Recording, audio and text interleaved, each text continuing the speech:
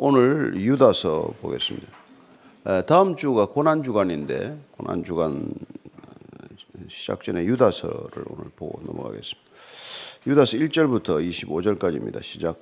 예수 그리스도의 종이요 야고보의 형제인 유다는 부르심을 받은 자 곧 하나님 아버지 안에서 사랑을 얻고 예수 그리스도를 위하여 지키심을 받은 자들에게 편지하노라. 긍휼과 평강과 사랑이 너희에게 더욱 많을지어다. 사랑하는 자들아, 우리가 일반으로 받은 구원에 관하여 내가 너희에게 편지하려는 생각이 간절하던 차에 성도에게 단번에 주신 믿음의 도를 위하여 힘써 싸우라는 편지로 너희를 권하여야 할 필요를 느꼈노니 이는 가만히 들어온 사람 몇이 있음이라. 그들은 옛적부터 이 편결을 받기로 미리 기록된 자니 경건하지 아니하여 우리 하나님의 은혜를 도리어 방탕한 것으로 바꾸고 홀로 하나이신 주제 곧 우리 주 예수 그리스도를 부인하는 자니라. 너희가 본래 모든 사실을 알고 있으나 내가 너희로 다시 생각나게 하고자 하노라. 주께서 백성을 애굽에서 구원하여 내시고 후에 믿지 아니하는 자들을 멸하셨으며 또 자기 지위를 지키지 아니하고 자기 처소를 떠난 천사들을 큰 날의 심판까지 영원한 결박으로 흑암에 가두셨으며 소돔과 고모라와 그 이웃 도시들도 그들과 같은 행동으로 음란하며 다른 육체를 따라가다가 영원한 불의 형벌을 받음으로 거울이 되었느니라. 그러한데 꿈꾸는 이 사람들도 그와 같이 육체를 더럽히며 권위를 업신여기며 영광을 비방하는도다. 천사장 미가엘이 모세 시체에 관하여 마귀와 다투어 변론할 때 감히 비방하는 판결을 내리지 못하고 다만 말하되 주께서 너를 꾸짖으시기를 원하노라 하였거늘 이 사람들은 무엇이든지 그 알지 못하는 것을 비방하는도다. 또 그들은 이성 없는 짐승같이 본능으로 아는 그것으로 멸망하느니라. 화 있을진저 이 사람들이여 가인의 길에 행하였으며 삭슬 위하여 발람의 어그러진 길로 몰려갔으며 고라의 패역을 따라 멸망을 받았도다. 그들은 기탄 없이 너희와 함께 먹으니 너희의 애찬의 암초요 자기 몸만 기르는 목자요 바람에 불려가는 물 없는 구름이요 죽고 또 죽어 뿌리까지 뽑힌 열매 없는 가을나무요 자기 수치의 거품을 뿜는 바다의 거친 물결이요 영원히 예비된 캄캄한 흑암으로 돌아갈 유리하는 별들이라. 아담의 7대손 에녹이 이 사람들에 대하여도 예언하여 이르되 보라, 주께서 그 수만의 거룩한 자와 함께 임하셨나니 이는 무사람을 심판하사 모든 경건하지 않은 자가 경건하지 않게 행한 모든 경건하지 않은 일과 또 경건하지 않은 죄인들이 주를 거슬러 한 모든 완악한 말로 말미암아 그들을 정죄하려 하심이라 했느니라. 이 사람들은 원망하는 자며 불만을 토하는 자며 그 정욕대로 행하는 자라. 그 입으로 자랑하는 말을 하며 이익을 위하여 아첨하느니라. 사랑하는 자들아, 너희는 주 예수 그리스도의 사도들이 미리 한 말을 기억하라. 그들이 너희에게 말하기를 마지막 때에 자기의 경건하지 않은 정욕대로 행하며 조롱하는 자들이 있으리라 했나니 이 사람들은 분열을 일으키는 자며 육에 속한 자며 성령이 없는 자니라. 사랑하는 자들아, 너희는 너희의 지극히 거룩한 믿음 위에 자신을 세우며 성령으로 기도하며 하나님의 사랑 안에서 자신을 지키며 영생에 이르도록 우리 주 예수 그리스도의 긍휼을 기다리라. 어떤 의심하는 자들을 긍휼히 여기라. 또 어떤 자를 불에서 끌어내어 구원하라. 또 어떤 자를 그 육체로 더럽힌 옷까지도 미워하되 두려움으로 긍휼히 여기라. 능히 너희를 보호하사 거침이 없게 하시고 너희로 그 영광 앞에 흠이 없이 기쁨으로 서게 하실리. 곧 우리 구주 홀로 하나이신 하나님께 우리 주 예수 그리스도로 말미암아 영광과 위엄과 권력과 권세가 영원 전부터 이제와 영원토록 있을지어다. 아멘. 유다서는 저자가 유다죠. 가룟 유다가 아니고 또 유다가 여러 명 많이 나오지 않습니까? 바사바라 하는 유다도 있고 또 갈릴리의 유다라고 해서 반란을 일으킨 유다도 있고. 근데 당시에 유다는 흔한 이름이었어요. 또 우리가 뭐 구약에서는 12아들 중에 유다도 있고. 근데 여기 나오는 유다는 자기가 이게 소개를 했듯이 야고보의 형제, 야고보 즉 예수님의 동생 야고보의 형제니까 예수님의 동생 유다로 추정을 하고 있습니다. 1절 2절이에요. 시작. 예수 그리스도의 종이요 야고보의 형제인 유다는 부르심을 받은 자 곧 하나님 아버지 안에서 사랑을 얻고 예수 그리스도를 위하여 지키심을 받은 자들에게 편지하노라. 긍휼과 평강과 사랑이 너에게 더욱 많을지어다. 물론 주로 인사말이지만 그러나 그리스도의 정체성을 이렇게 말하고 있습니다. 부르심을 받은 자, 사랑받은 자, 지키심을 받은 자. 그렇습니다. 우리가 예수 믿는다는 게 이런 일 때문에 우리가 예수를 믿는 거죠. 불러서 믿는 겁니다.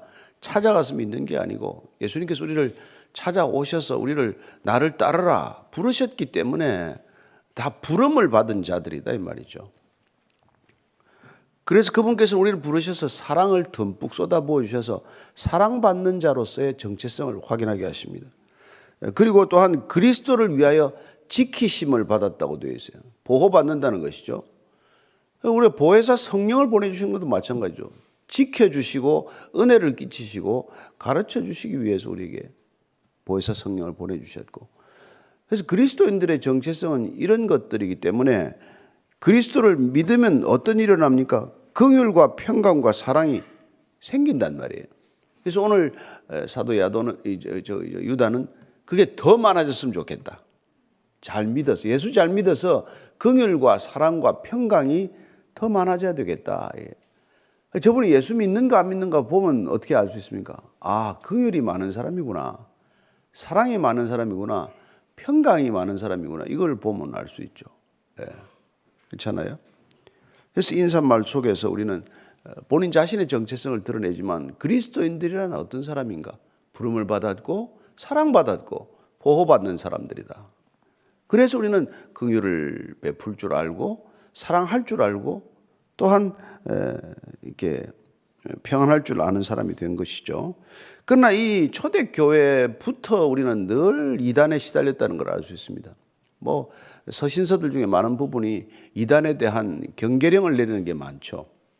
그래서 오늘 말씀 제목을 제가 바이블 피싱 경계령. 보이스 피싱이 이게 최근의 수법이 아니에요. 이게 아주 오래된 거란 말이에요. 사람을 속여 먹는 거 아니에요, 다들. 그렇지 않습니까? 그래서 우리는 교회가 초대 생기면서부터 바이블 피싱, 또 처치 피싱, 크리스천 피싱, 아닌 사람들이 자꾸 이렇게 와서 그리스도인처럼 해서 이렇게 사람을 속여 먹고, 교회 아닌데 교회라고 자꾸 이렇게 만들어서 교회를 공격하고 교인들을 타락시키고, 성경대로 해석 안 하고 성경을 자의적으로 해석해서 자꾸 성경을 가지고 사람을 이렇게 한단 말이에요. 그런데 보이스피싱에 돈 몇 푼 뜯기고 말지만은 이거는 그렇지 않아요. 바이블 피싱이나 크리스천 피싱은 당하면 영혼이 송두리째 파괴된단 말이에요. 여러분, 이단 때문에 이 시대 괴로워하는 사람이 얼마나 많습니까? 뭐 정통이라고 하는 교회 가서도 뭐 이렇게 시달리는 사람이 많지만 이단에 잘못 끌려갔다가 여러분 영혼이 송두리째 피폐해져 가지고 이미 알고 나서도 못 나오는 사람들이 지금 수도 없잖아요. 아무리 다큐멘터리를 상영을 하고 해도 절대로 못 보게 합니다. 핸드폰도 검사해요. 그게 종교 노예로 만들었단 말이에요. 초대교회 때부터 그런 일이 있기 때문에 진리 안에서 자유할 수 있어야 되는데, 성령이 오면, 진리의 영이 오면 진리 안에서 자유할 수 있는데, 이걸 그때부터도 이게 사람들을 낚아채는 사람들이 있었단 말이에요. 끊임없이 내 식대로 믿어야 돼, 유대인 방식대로 믿어야 돼. 그게 유대 율법주의자들이요. 또한 뭐 율법 폐기론자들은 야, 한 번 구원 받으면 됐어. 뭐 구원을 2번, 3번 받니? 이제 내 마음대로 살아. 육신은 좀 함부로 하면 어때? 아니, 네 하고 싶은 대로 해. 욕정대로 하고 정욕대로 살아. 이런 것들이 수도 없이 있단 말이에요. 그래서 지금 유다가 이 편지를 쓸 필요를 느꼈다는 거예요. 3절 4절입니다. 시작. 사랑하는 자들아, 우리가 일반으로 받은 구원에 관하여 내가 너에게 편지하려는 생각이 간절하던 차에 성도에게 단번에 주신 믿음의 도를 위하여 힘써 싸우라는 편지로 너희를 권하여야 할 필요를 느꼈노니, 이는 가만히 들어온 사람 몇이 있음이라. 그들은 옛적부터 이 판결을 받기도 미리 기록된 자니 경건하지 아니하여 우리 하나님의 은혜를 도리어 방탕한 것으로 바꾸고 홀로 하나이신 주제 곧 우리 주 예수 그리스도를 부인하는 자니라. 왜 자기가 편지를 쓴 목적을 분명히 밝히는데 보니까 왜 일반으로 받은 구원, 우리가 함께 받은 구원, 우리가 동일하게 함께 받은 구원에 관해서 내가 이게 얘기를 해야 되겠다. 그 구원을 가지고 자꾸 장난질을 하니까, 구원을 가지고 이렇게 받아야 구원이네, 구원받은 사람은 이렇게 살아야 되네. 그래서 유대인들이 그 당시에 이렇게 즐겨하던 뭐 이렇게 음식의 결례법 이런 거 다 지켜야 된다. 심지어 할례도 받아야 된다. 뭐 이런 소리들을 해서 자꾸 헬라 세계에 예수 믿는 사람들을 유대식으로 끌고 가고자 하는 그런 사람들, 가만히 들어와서 그들을 자꾸 이렇게 변질시키고 타락시키고 있단 말이에요. 그건 또 그대로 또 유대주의자들은 유대주의자들대로 자꾸 율법주의로 끌고 가서 문제가 됐지만, 더 심각한 문제는 헬라 문화권의 그 방종한 것들이 물밀듯 들어와서 그냥 예수 믿어도 우리 식대로 살면 돼. 예? 여기도 가고 저기도 가서 하고 되고 뭐 신전에 가도 되고, 예? 이런 식으로 사람들을 해서. 그리고 또한 이 단번에 주신 믿음의 도를 위하여 힘써서 오라. 왜 단번에 주신 믿음의 도라고 이렇게 표현하고 있겠어요? 믿음을 가지고 자꾸 마일리지를 쌓게 만들지 말아라. 예수님께서는 마일리지 프리, 노 마일리지를 선언하셨는데 왜 자꾸 또 이 구원받은 사람들한테 구원을 위하여 뭔가를 자꾸 쌓아야 구원이 점점 더 완성될 것처럼 얘기하느냐, 이런 거죠, 그죠? 구원받았기 때문에 우리가 한없이 감사함으로 살아가는 것, 끝없이 헌신하는 것은 그건 당연한 일이지. 구원을 받기 위해서 마치 더 무엇인가를 해야 되는 것처럼 얘기하는 건 다 그건 종교 감옥을 만드는 지름길이란 말이에요. 여러분, 이단들은 종교 감옥이에요. 거기 끌려가면 못 나옵니다. 근데 이 사람들은 꼭 다니면서 이게 믿는 사람들을 흔들어요. 아예 안 믿는 사람들 접근도 안 합니다. 막 믿음이 좀 생긴 사람들, 오히려 믿음이 좀 뜨거워지는 사람들. 그래서 막 질문도 많고 의심도 많고 막 열심은 있는데 교회는 나 몰라라 할 때 이제 이런 일이 생기는 거죠. 가만히 들어온 사람들 며칠에서. 이 사람들은 누구냐니까 판결을 받기로 기록된 자니 경건하지 않을 뿐만 아니라 은혜를 방탕한 것으로 만든다. 하나님의 은혜를 꼭 이렇게, 이때 방탕한 거라는 음란하게 만든다는 거예요. 방탕하면 음란, 호색 이런 뜻이에요. 그래서 여러분 가면 이단들이 다 지저분해요. 나중에 가면은 다 성적으로 문란해요. 성적으로. 은혜를 방탕한 것으로 만든다는 거예요. 은혜를 정결한 것을. 은혜를 가지고 우리가 받으면 정말 거룩한 신부가 되어야 될 텐데 아주 진짜 더러운 창녀로 만들어 놓는단 말이에요. 자, 5절, 6절, 7절입니다. 시작.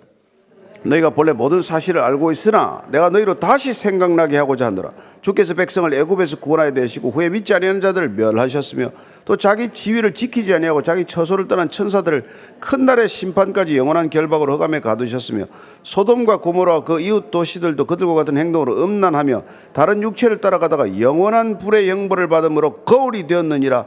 이렇게 구약적 사례들, 역사적 사실들을 거울 삼아서 오늘의 신앙을 반추해보고 오늘의 신앙을 권면하는 것을 히브리 말로 그들은 미드라시라고 표현했어요.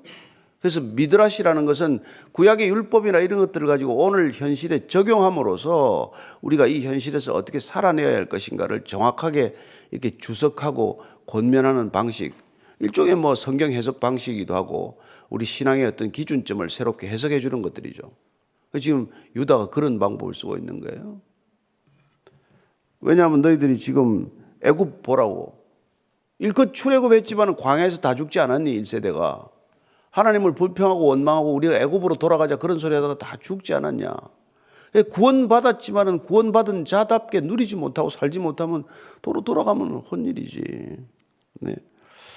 그리고 뭐 소돔과 고모라 그 어떠냐? 그렇게 방탕한 도시처럼 그렇게 변하면 다 멸망되는 거지 뭐. 예. 그리고 그 뭐 천사들이 와가지고 사람의 딸들과 막 결혼하더니 결국 홍수 심판을 맞지 않니? 예. 그러니까 그 당시에 이게 이단들 중에 하나가 굉장히 음란하고 성적으로 문란한 헬레니즘 세계의 방식대로 신앙을 변질시키다가 교회 전체를 타락시켜 놓기 때문에 이제 이런 일들을 쓰는 거란 말이야. 내가 편 좀 써야 되겠다. 처음에 이렇지 않았지 않냐? 출발은 괜찮지 않았냐? 근데 시간이 갈수록 점점 사람이 변질된단 말이에요. 그러한데 꿈꾸는 이 사람들도 그와 같이 육체를 더럽히며 권위를 업신여기며 영광을 비방하는도다. 천사장 미가엘이 모세 시체 관하여 마귀와 다투어 변론할 때 감히 비방하는 판결을 내리지 못하고 다만 말하되 주께서 너를 꾸짖으시기를 원하노라 하였거늘 이 사람들은 무엇이든지 그 알지 못하는 것을 비방하는도다. 또 그들은 이성 없는 짐승같이 본능으로 아는 그것으로 멸망하느니라. 어떻게 해서 이 사람들이 파멸의 길을 가는지에 대해서 얘기를 하는 것이죠. 이게 천사장 미가엘이 모세 시체 관하여 뭐 이거 한데 이건 출처가 분명치 않은 얘기입니다만 비슷한 얘기는 욥기 1, 2장이라든지 스가랴서에 나오긴 나와요. 근데 하나님께서 직접 사단을 꾸짖는 장면이죠. 여기는 미가엘이 다투었다 이렇게 인용을 하고 있습니다만. 근데 어쨌거나 이게 교회에서 자꾸 제대로 알지 못하면서 자꾸 비방을 한단 말이에요. 교회를 잘 모르면서 교회를 비방을 해요. 가짜를 보고 가짜를 비방을 해요. 본인이 가짜라서 가짜가 불편해요. 뭐 그런 거죠. 이성 없는 짐승같이 본능으로 아는 그것으로 멸망하느니라. 그래서 그들은 결국은 파멸로 길로 간다. 자, 11절 13절까지 읽을까요? 화 있을진저 이 사람들이여 가인의 길에 행하였으며 삭설 위하여 발람의 어그러진 길로 몰려갔으며 고라의 폐역을 따라 멸망을 받았도다. 그들은 기탄없이 너희와 함께 먹으니 너희의 애찬의 암초요 자기 몸만 기르는 목자요 바람에 불려가는 물 없는 구름이요 죽고 또 죽고 뿌리까지 뽑힌 열매 없는 가을나무요 자기 수치의 거품을 뿜는 바다에 거친 물결이요 영원히 예비된 캄캄한 흑암으로 돌아갈 유리하는 별들이다. 아주 뭐 그냥 나무라는 얘기를 아주 시적으로 하고 있죠. 네? 뭐 저주를 하긴 하는데 아주 시적으로 저주를 하죠. 표현을 가지고 이들이 가인의 길을 가는 거란 말이에요. 아벨을 죽인 가인의 길을 가는 것이고 삭설 위하여 발람의 어그러진 길, 발락한테 초청을 받아가지고 가면서 뭐 이렇게 이스라엘 저주하도록 부름받은 이런 길을 간단 말이에요.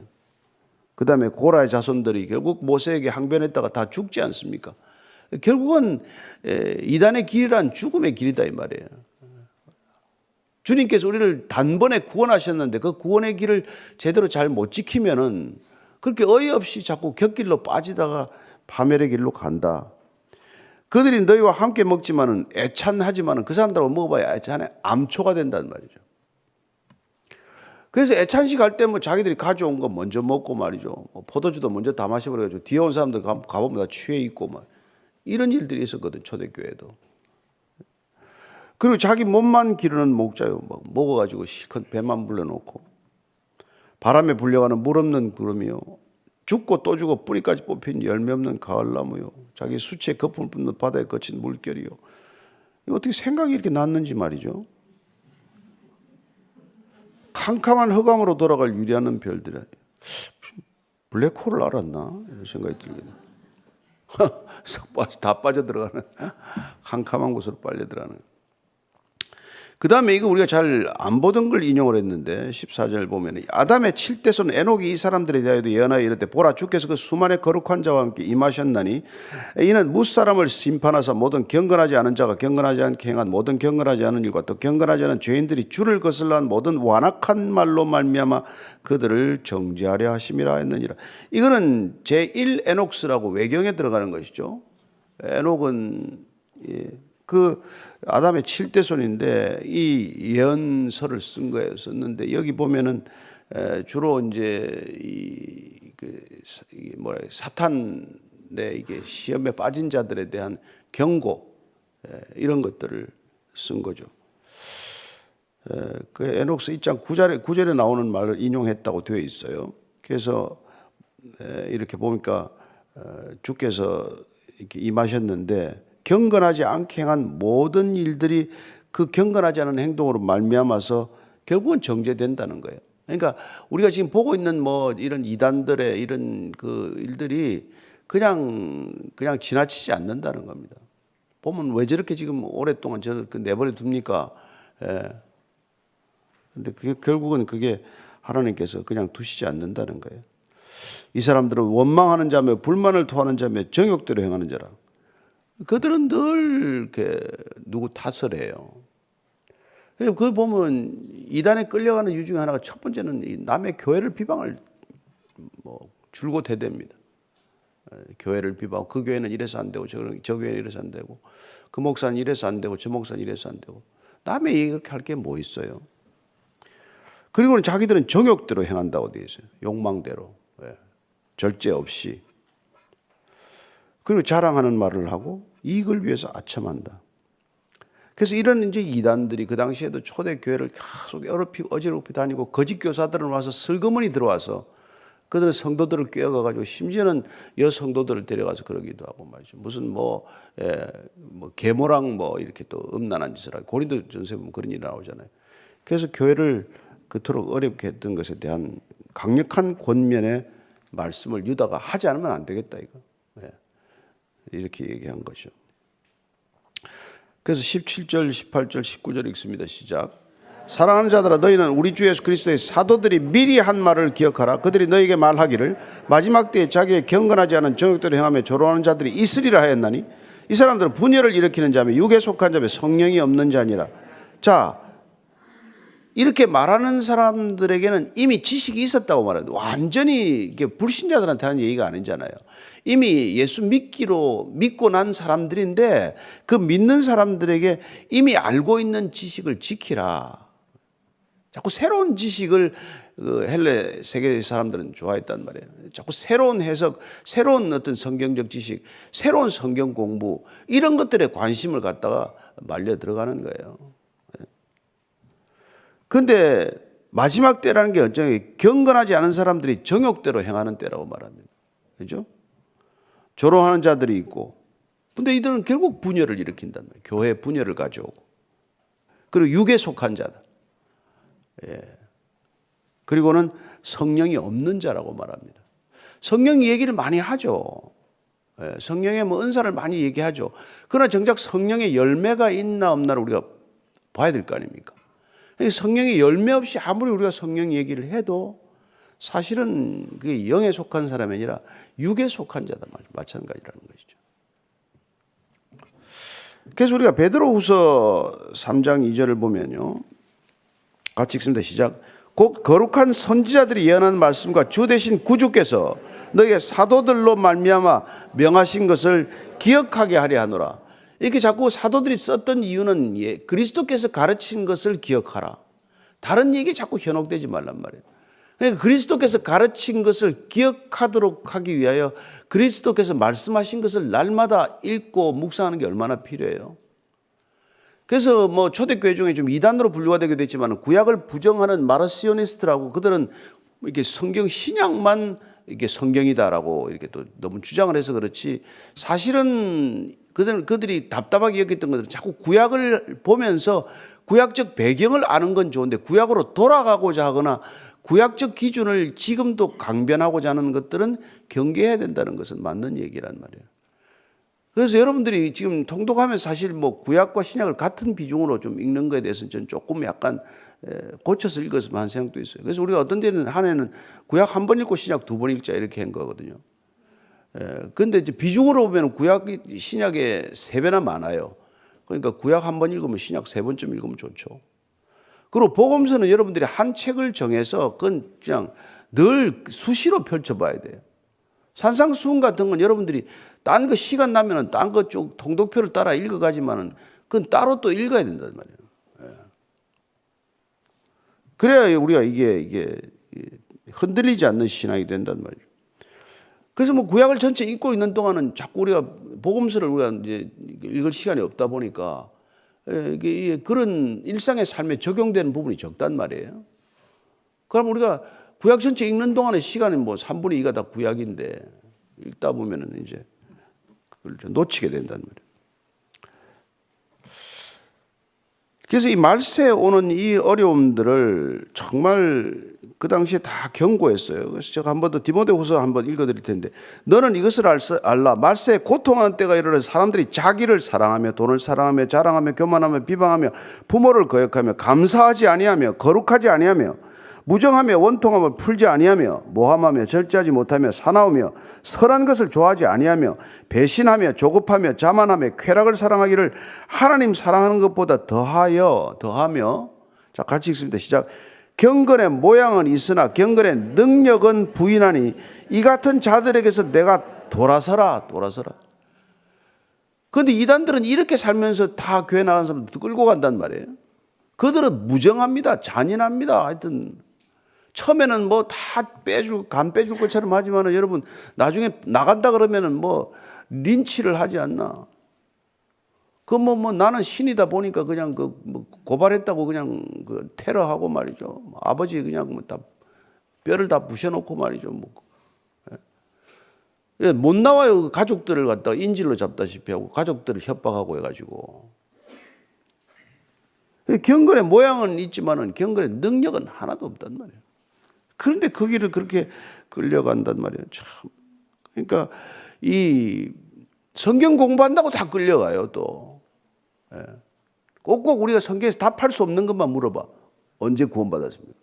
예. 아담 누구랑 결혼했습니까? 뭐 맨날 뭐 가인하고 아벨밖에 안 나오는데 그 걔들은 뭔 또 애를 낳았습니까? 자꾸 이제 이런 거 물어가지고 헷갈리게 만들어가지고 끌고 간다. 성경이 말하는 것 이상을 자꾸 알고자 하면은 여러분 그게 호기심이 지나쳐서 이상한 열심이 되면은 대부분 거기 끌려가요. 그래서 그건 뭐 참 초등학교밖에 안 나온 교주한테 끌려가가지고 그건 뭐 다 무슨 뭐 스카이 대학교 나왔다는 사람들이 가서 그 사람의 그런 것들을 또 다 그렇게 또 이론적인 배경을 만들어주고 말이죠. 이단들 옆에 있는 사람들 보면 또 공부 엄청 한 사람들이 또 어디는 뭐 하버드도 나왔고 다 뭐 에스테도 나왔고 동경대도 나오고 그 엄진리교 같은 걸 보십시오. 일본에 말이죠. 그 살인 가스나 뿌리는 그런 자들 이 옆에 있는 사람들 보면 전부 동경대학 출신이든. 여러분 정말 이게 진짜 오늘 이 바이블 피싱 경계령을 내리는 거예요. 성경 공부하기 전에 함부로 따라다니지 마세요. 그냥 줄곧 읽고 있다가 모르면 성령님한테 물어보세요. 성령님, 제가 안 깨달아진다. 그러면 그 다음 달에 깨달을 수도 있고, 그 다음 해에 깨달을 수도 있고. 뭐 그렇게 여러분 공부 열심히 해가지고 뭐 하겠어요. 뭐 공부 그만하면 됐지.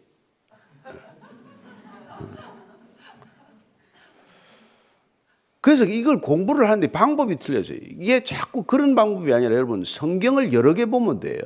조금 이상하잖아요.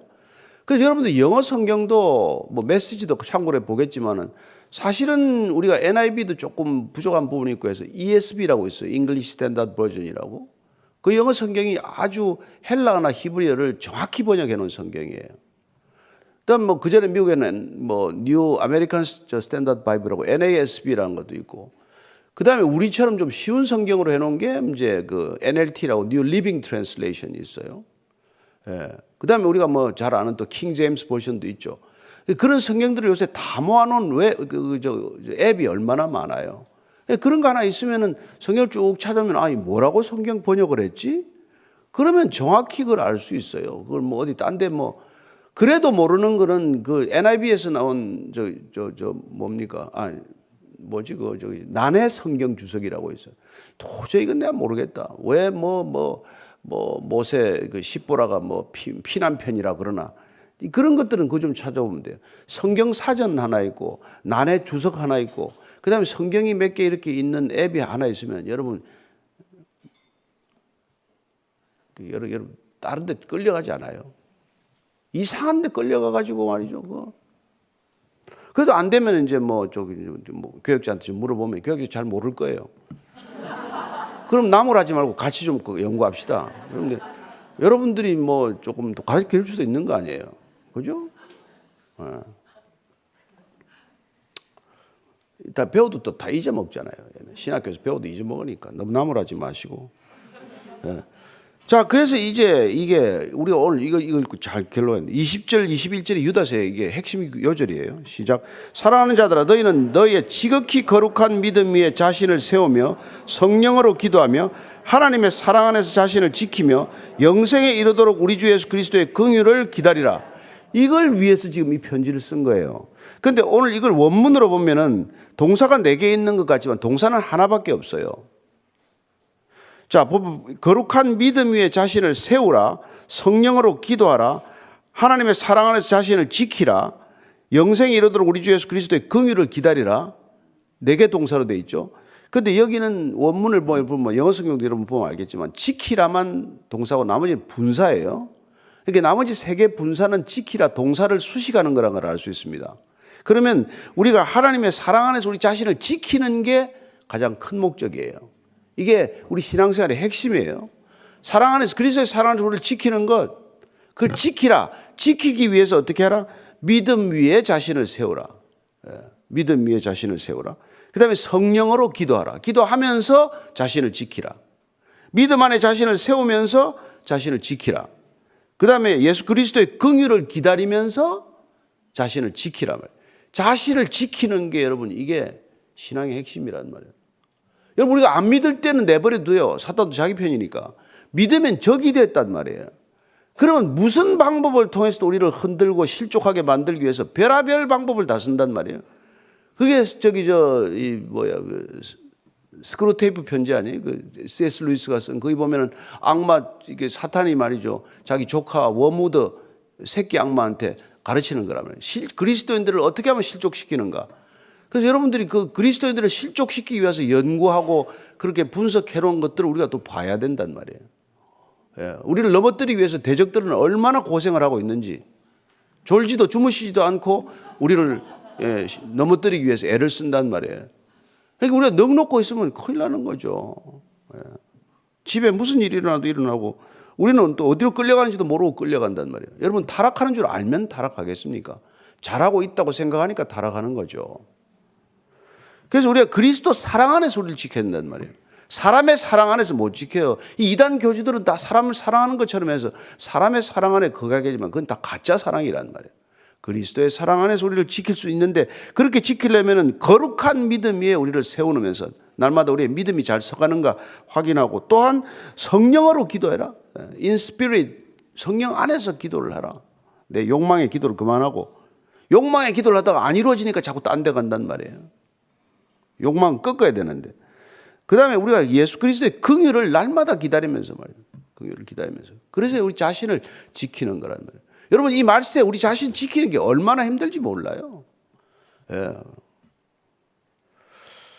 그리고 22절 23절입니다. 시작. 어떤 의심하는 자들을 긍휼히 여기라. 또 어떤 자를 불에서 끌어내어 구원하라. 또 어떤 자를 그 육체로 더럽힌 옷까지도 미워하되 두려움으로 긍휼히 여기라. 그러나 이단들을 불쌍히 여기라 이렇게 말합니다. 싸우지 말란 말이에요. 싸워봐야 싸움도 안 되지만 그들을 긍휼히 여기고 여기 보면 23절은 스가랴서 3장에 나오는 여호수아에 대한 얘기를 빗대서 하는 거예요. 그 불에 그을른 사람 끄집어내는 걸 구원에 그렇게 비유합니다. 육체로 더럽혀진 옷을 벗겨주는 것. 그 사람들 그 옷을 벗어야 된단 말이에요. 불에서 지금 그을러 놨거든. 끄집어내야 되는데 우리 힘으로 못 나옵니다. 여러분 이단이 얼마나 지독한지. 요새는 이단 전문 이제 나온 사람들이 다시 이제 그 사람들을 이게 상담하고 하는데 요새는 그들 대처법을 또 연구를 했어. 예. 요새 이단이 2.0, 3.0이 아니에요. 2단 5.0쯤 돼 있어 지금. 그냥 우리 정통만 1.0이야. 버전업이 안 돼가지고. 예. 그러니까 참 이게 정말. 그래서 우리가 이제 다음 주간 고난 주간인데 내가 오늘 좀 뭐 토요일이고 하니까 좀 길어도 되지 뭐 여러분들. 출근 안 하잖아 오늘. 오늘 그냥 수련회를 할까 한 2시간 정도. 그러니까 이게 예, 이거 하여튼 우리가 지키는 게 이게 어렵습니다. 정말 이단들 수법이 많아요. 하여튼 뭐 보니까 뭐 우리가 관심을 가지는 모든 분야에 침투해 있어요.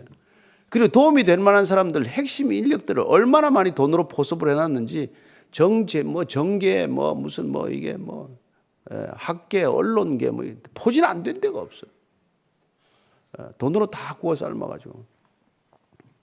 그래서 그 보니까 도망당기고 이럴 때 보니까 검찰 쪽에서 다 연락도 해주고 말이죠. 다 도피도 도와주고 정말. 예, 그래서 그런 것들 우리가 많이 알 필요는 없고 여러분 위조 지폐 아무리 봐봐야 위조 지폐 감별이 안 됩니다. 진짜를 늘 묵상해야 가짜는 식별이 된단 말이에요. 우리가 성경을 늘 보고 복음서를 늘 보면은 가짜는 식별이 되는데 설교만 아무리 들어가지고 식별이 안 된단 말이에요. 이 설교는 이 설교 좋게 들리고 저 설교는 저 설교대로 좋게 들리기 때문에.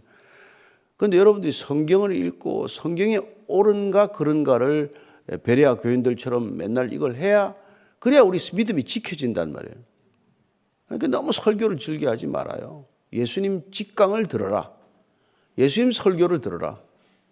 예, 설교를 만 편 들으면 뭐예요? 예수님 설교 한 편 제대로 들어야죠. 그러면 우리는 이단이 식별이 된다 이겁니다. 자, 24절 25절이에요. 시작.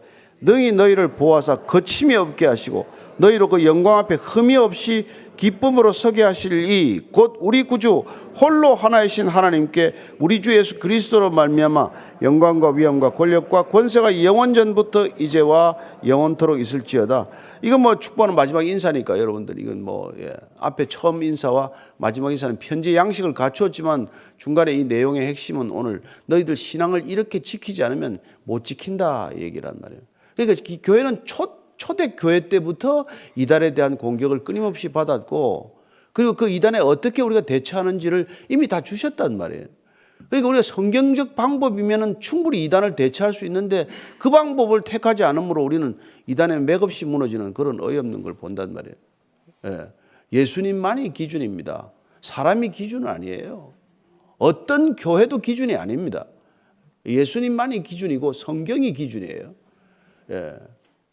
그럴 때 우리는 하나님의 나라가 이 땅에 임할 줄로 믿습니다. 우리가 뭐 무별 예배도 드리고 한다고 해서 이런저런 말들이 있지만 그러나 여러분 성경대로 하면은 하나님께서 지켜주실 것입니다. 하나님께서 우리가 든든한 믿음 위에 세우면서 내 신앙을 지키라. 그리고 서로 사랑하면서 신앙을 지키라. 열매 맺으면서 신앙을 지키라. 이런 것들이 여러분들 계속 머릿속에 묵상되면은 한 주간의 삶이 평안할 줄로 믿습니다. 내일도 예배를 준비하면서 거룩한 하루가 되기를 축원합니다. 기도하겠습니다. 하나님 아버지, 정말 이단이 횡행하는 시대를 살아갑니다. 누가 이단인지도 모르게 슬그머니 들어옵니다. 하나님 들어와서 교회를 분열하고 교회를 이간하고 교회를 흔들고 교회를 쪼개놓고 끝내 신앙마저 잃어버리게 하고 다음 세대들은 교회가 늘 싸운다고 교회를 떠납니다. 정말 위선자들로 가득하다고 젊은 세대들이 신앙을 저버립니다. 주님, 사단의 괴계에 이렇게 맥없이 무너지는 교회가 아니라 주님께서는 주는 그리스도시요 살아계신 하나님의 아들입니다고 하는 믿음의 고백이 있으면 내 음부의 권세가 흔들지 못할 것이라고 약속하셨사오니 하나님 이 시대 우리가 주님을 그리스도로 고백했으면 고백한 믿음답게 분명한 믿음 위에 세우는 거룩한 신앙이 되게 하여 주시옵소서. 하나님 아버지, 우리 신앙 하나 지키기도 힘든 시대를 살아갑니다. 날마다 파도처럼 다가오는 유혹이 있고 또 우리를 실족해 하는 것이 있습니다. 안으로는 우리 안에 죄성이 살아서 아직도 꿈틀거릴 때 우리의 죄와 피 흘리기까지 싸워야 하는 과제가 있고 밖으로는 교리의 헛됨과 또 헛된 교리들을 가지고 우리를 공략하고 또 잘못된 교리들로 우리의 머리를 어지럽게 하는 그런 이단들이 수도 없습니다. 하나님, 안으로의 적도 싸워야 하고 밖의 적과도 싸워야 하는 이 날마다의 고통스러운 시간이지만 그러나 주님께서 우리의 능히 이 싸움에서 이길 수 있도록 우리에게 보혜사 성령을 보내주셔서 우리를 지켜주시고 우리에게 은혜를 베풀어 주시고 우리의 길을 가르치시니 주님, 성령과 성경이면 충분합니다. 고백하는 그런 담대한 믿음의 사람들 되게 하여 주시옵소서.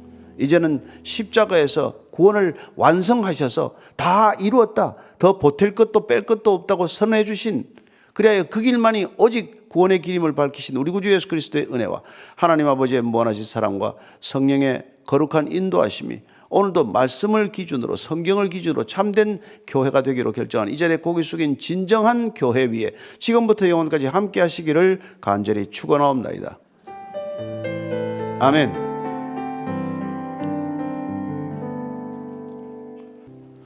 오늘 고난주간 첫 번째 같이 볼 말씀 마태복음 26장 6절로 16절까지 말씀 같이 읽겠습니다. 마태복음 26장 6절에서 16절입니다. 시작.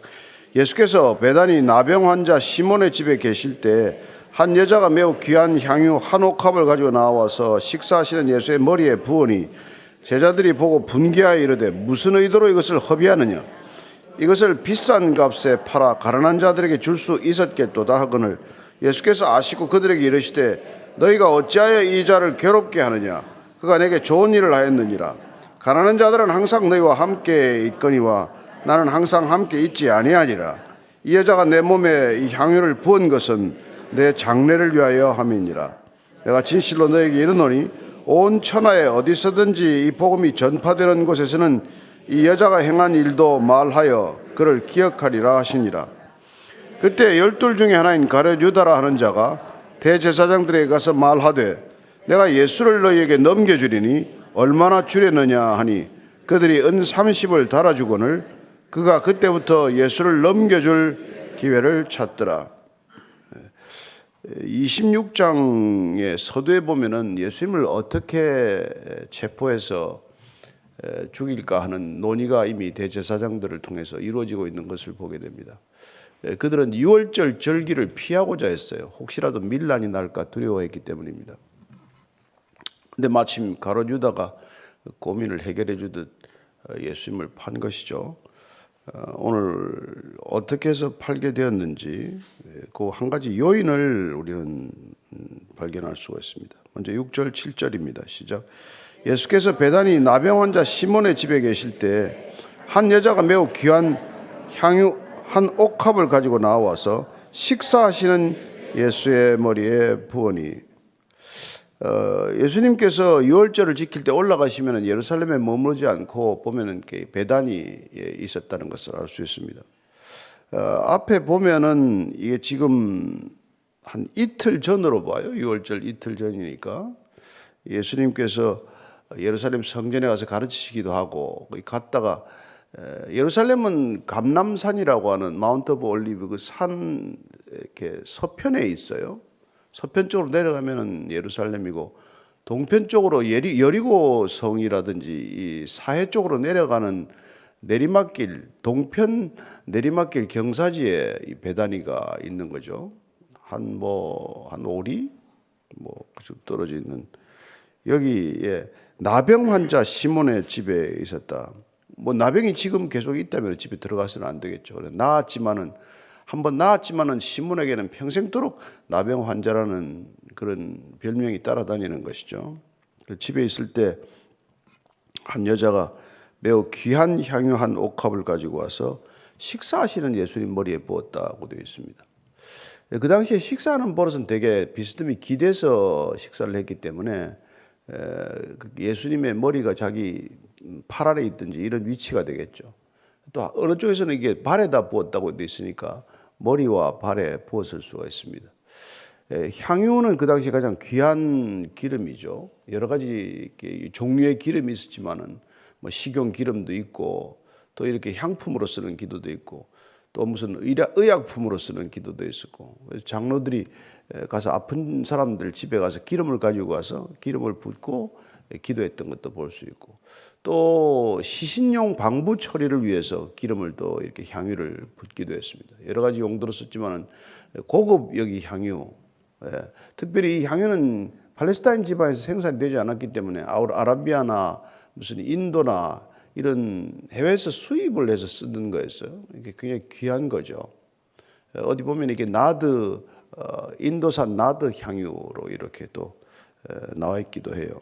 어쨌건 그 값비싼 향유 한 옥합은 이렇게 목이 긴 이런 병이죠.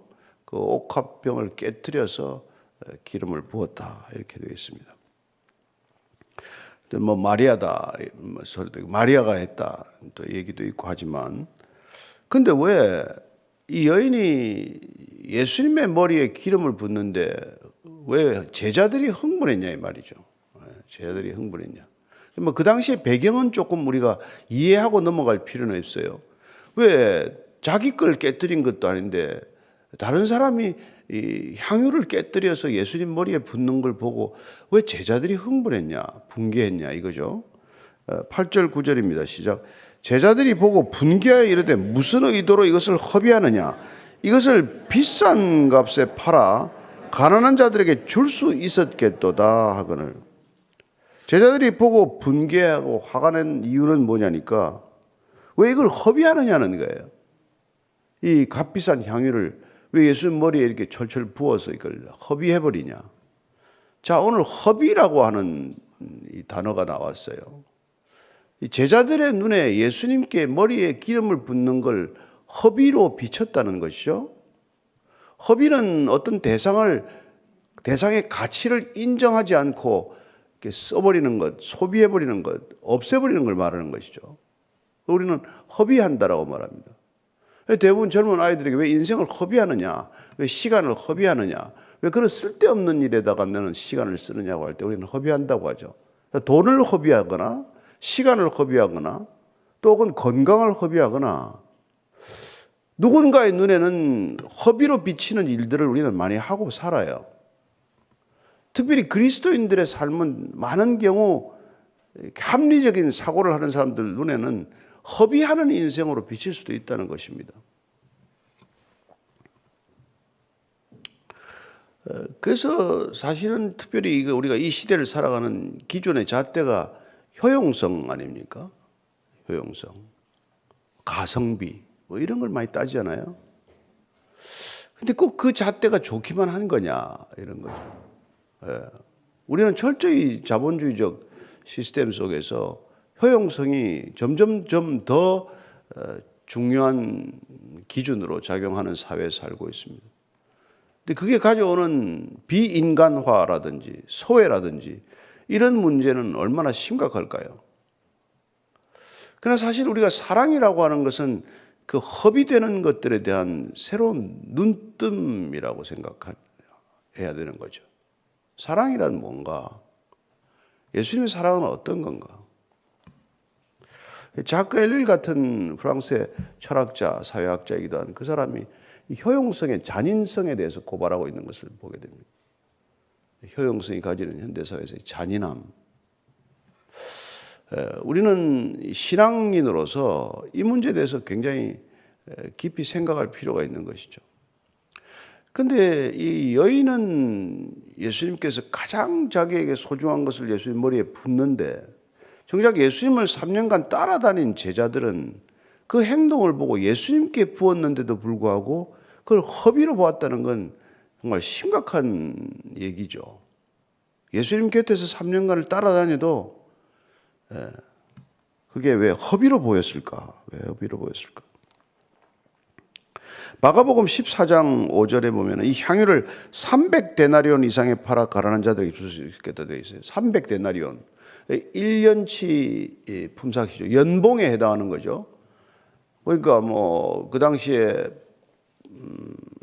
근로자의 하루 품삯이 한 데나리온이었으니까 1년 꼭 연봉에 해당하는 겁니다. 근데 뭐 하루 품삯이 10만 원이라고 치면 한 3천만 원 정도 되는 걸 단번에 쏟아부은 것이죠. 그래서 제자들 중에 특별히 가룟 유다가 흥분한 걸 보게 돼요. 요한복음에서는 가룟 유다를 지칭하고 있습니다.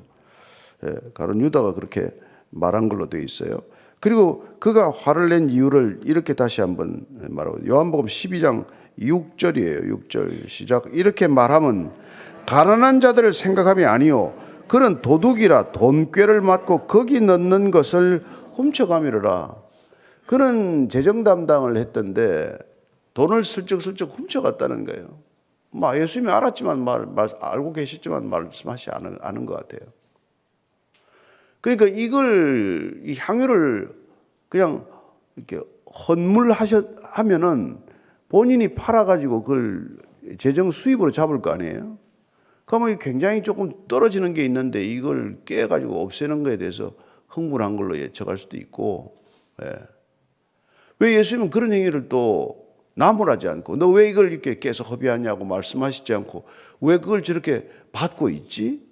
하는 데 대한 나름대로의 분노가 생긴 거예요. 그래도 유월절이라는 절기가 어떻게 보면 재정 담당자 입장에서는 돈이 부족할 때예요. 왜냐하면 그때는 특별히 가난한 자들에게 많이 베풀라고 하는 절기였기 때문에. 그래서 또 그런 생각을 할 수도 있죠. 할 수도 있지만은 신명기 15장 11절에 보면은 이렇게 되어 있습니다. 땅에는 언제든지 가난한 자가 그치지 아니하겠으므로 내가 내게 명령하여 이르노니 너는 반드시 내 땅에서 내 형제 중 곤란한 자와 궁핍한 자에게 내 손을 펼지니라. 예수님이 이 말씀을 더 인용하시지만 어쨌든 그 철이 가난한 사람들에게 뭔가를 베풀어야 할 때이기 때문에 특별히 예수님께서 혹시 지나가다가 저 사람에게 좀 도움을 주라고 했다면은 재정 담당하니까 그걸 늘 좀 여유가 있어야 남을 돕지 않겠어요? 그런저런 이유가 있었다고 선의로 해석할 수도 있겠지만 어쨌든 이걸 비싼 값에 팔아서 가난한 자들에게 줄 수 있다고 하는 게 대단히 정의로워 보이지만 그러나 그 깊은 뿌리 속에 들어가면은 돈이 우선되고 있다는 것을 알 수 있습니다. 왜 돈을 허비하느냐? 돈의 가치가 크냐? 예수님의 가치가 크냐에 대해서 아직도 가룟 유다나 제자들은 예수님보다도 돈에 더 비중을 두고 있다는 것을 우리가 알 수 있는 것이죠. 어쩌면 우리는 지금 이 시대도 마찬가지예요. 그래서 늘 우리는 재물과 하나님을 겸하여 섬길 수 없는 데 대한 갈등을 느끼게 되고 재물인가 하나님인가에 대해서 늘 우리는 어떤 괴로움이 있는 거죠. 근데 예수님께서는 이걸 허비한다고 하는 관점을 고쳐주십니다. 예수님의 생각은 달라요. 보는 관점이 다르죠. 10절, 11절, 12절입니다. 시작. 예수께서 아시고 그들에게 이르시되 너희가 어찌하여 이 여자를 괴롭게 하느냐? 그가 내게 좋은 일을 하였느니라. 가난한 자들은 항상 너희와 함께 있거니와 나는 항상 함께 있지 아니하니라. 이 여자가 내 몸에 향유를 부은 것은 내 장례를 위하여 함이라. 물론 마리아가 향유를 부었다면 그 여인이 예수님의 장례를 치른다고 부은 건 아닐 거예요. 그러나 예수님께서는 지금 십자가를 지시러 올라가는 길이기 때문에 그 영적인 의미를 해석해 주고 있는 것이죠. 이 여인은 단순히 사랑하는 마음에서 헌신하느라고 이 향유 옥합을 깨뜨렸지만 이 여인이 자기도 모르는 사이에 한 이 행동은 나의 장례를 준비하는 것이다. 어떤 제자도 그런 마음으로, 그런 시선으로, 그런 관점으로 이걸 보지는 못했어요. 예수님께서 고쳐주는 것이죠. 그리고는 13절 이렇게 말씀하십니다. 시작. 내가 진실로 너에게 이르노니 온 천하에 어디서든지 이 복음이 전파되는 곳에서는 이 여자가 행한 일도 말하여 그를 기억하리라 하시니라. 이 복음이 전파되는 것, 예수님께서 결국 십자가를 지시고 우리를 죄로부터 구속하였다고 하는 이 복음이 전해질 때마다 이 여인의 행동도 기억되고 전파될 것이라고 말하는 것입니다. 물론 그런 전파를 위해서 그렇게 이름을 내기 위해서 이 여인이 그런 일을 행동을 했다면 예수님께서 이런 말씀을 하지 않으셨겠죠. 사랑은 순수한 것이고 순수한 사랑은 영원한 향기와 같기 때문에 그 사랑은 결코 허비되거나 사랑은 결코 사라지지 않는다는 것을 말씀해 주고 계신 것이죠. 우리의 많은 행동들은 잊혀지고 말겠지만 그러나 하나님께 기억되는 유일한 것이 있다면 우리가 정말 순수한 동기로 사랑한 행동만은 이렇게 2000년이 지나도 향기가 아직까지 마치 남아서 전해지듯 그렇게 남아있는 잔향처럼 영원히 지속되는 향기라고 말씀해 주고 계신 것이죠. 따라서 우리는 이 시대 사랑의 가치에 대해서 아니 심지어 순수한 사랑이 무엇인지에 대해서도 혼동스러운 시대를 살지만 정말 예수님 말씀하시는 이 사랑 조건 없이 계산하지 않고 효용성을 따지지 않고 허비해버리는 듯한 이 사랑의 행위야말로 어떤 것보다도 가치 있는 것이다 이렇게 말하는 것이죠. 이 시대가 그 의미를 알겠습니까? 이 시대 젊은이들이 그런 사랑에 뭐 이렇게 감동이 있겠어요?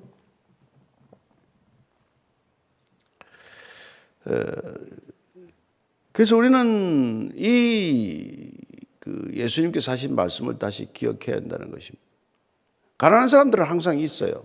가난한 사람을 무시하는 겁니까? 돕지 말라는 것입니까? 그게 아니란 말이에요. 그러나 가난한 사람보다도 돈 있는 사람보다도 권력이 있는 사람보다도 권력이 없는 사람보다도 예수님이 더 중요하다는 걸 우리는 잊어서는 안 되는 것이죠.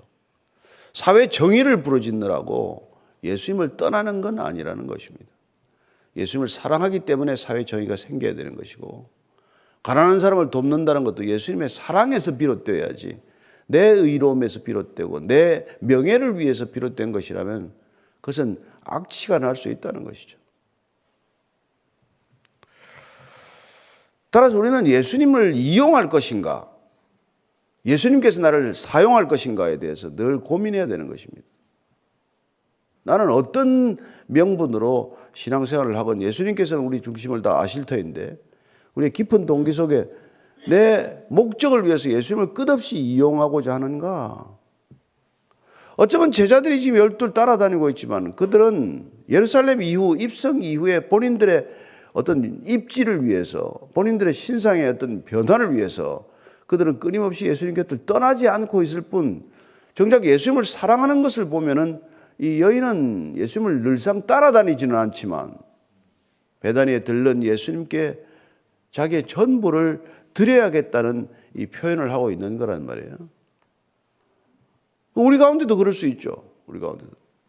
저 같은 사람이야 매일 뭐 설교한답시고 교회를 왔다 갔다 하지만은 정말 교회에 자주 올 수도 없는 분들이지만 예수님을 가슴에 담고 예수님의 사랑을 어딘가에선가 흘려보내는 사람이 있을 수 있는 것이고 늘 예수님의 이름을 들먹이지만은 자기 자신을 드러내기 위해서 예수님을 늘 입에 달고 사는 사람이 얼마나 많은지 모르죠. 그 누가 알겠어요? 그 정작 가롯 유다는 예수님을 왜 따라다녔는지에 대한 이유가 드러난단 말이죠. 그런 돈깨를 슬쩍슬쩍 만지는 재미로 따라다녔을 수도 있고 또한 예루살렘에 들어가게 되면 이렇게 제가 재정적으로 헌신했는데 그냥 내버려 두겠냐. 중책을 맡을 것이라는 기대도 있었을 것이고 또 예수님을 통해서 이 사회적 질서가 뒤집히면 새로운 시대의 주역이 될 수도 있다는 그런 생각들을 하지 않았겠어요. 그러나 오늘 향유 옥합을 깨뜨려서 그걸 만류하지 않는 예수를 보고 그는 철저히 실망한 것입니다. 저분은 자기 자신을 위해서 가난한 여인이 향유 옥합 전부를 깨뜨리는 것도 그냥 내버려 두는 분이구나. 저분 따라가서는 내가 실익이 없겠구나. 이런 계산을 한 거죠. 그래서 그 이후에 지금 14절 이런 결정을 가롯 유다가 내렸다는 것입니다. 같이 읽습니다. 시작.